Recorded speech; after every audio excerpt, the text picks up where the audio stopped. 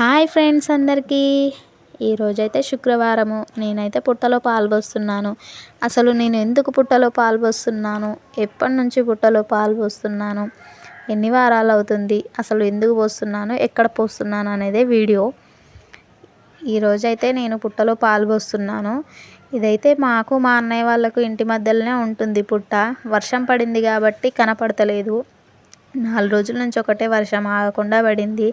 లేదంటే పోయిన వారం చాలా బాగుంది, మంచిగానే ఉంది. ఈరోజు వర్షం పడే వరకు మొత్తం మంచిగా లేదు. గడ్డి కూడా బాగా పెరిగింది. నేనైతే పీర్ల దగ్గరికి వెళ్ళాను.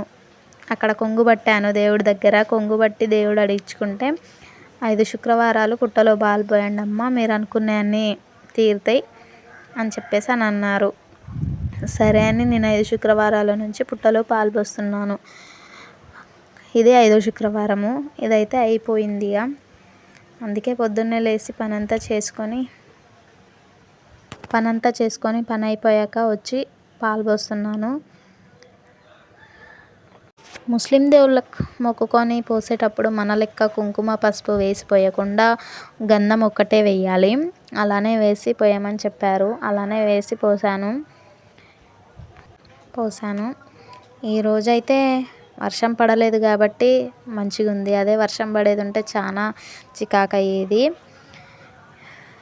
ఎలా పోసానో కొంచెం ఏదైనా తప్పులు ఉంటే చెప్పండి ఫ్రెండ్స్ కామెంట్లో.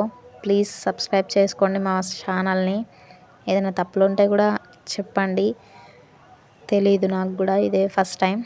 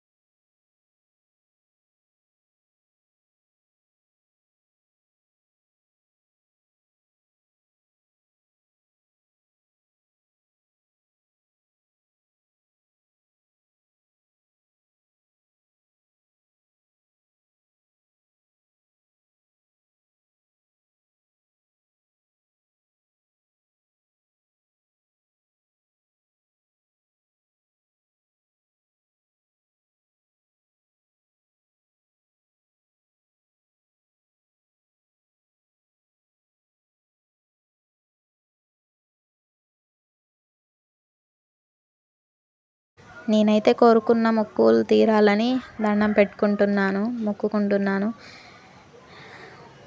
ఏదన్నా తప్పు ఉంటే కామెంట్లో చెప్పండి. సబ్స్క్రైబ్ చేసుకోండి ఫ్రెండ్స్. Thank you. బాయ్.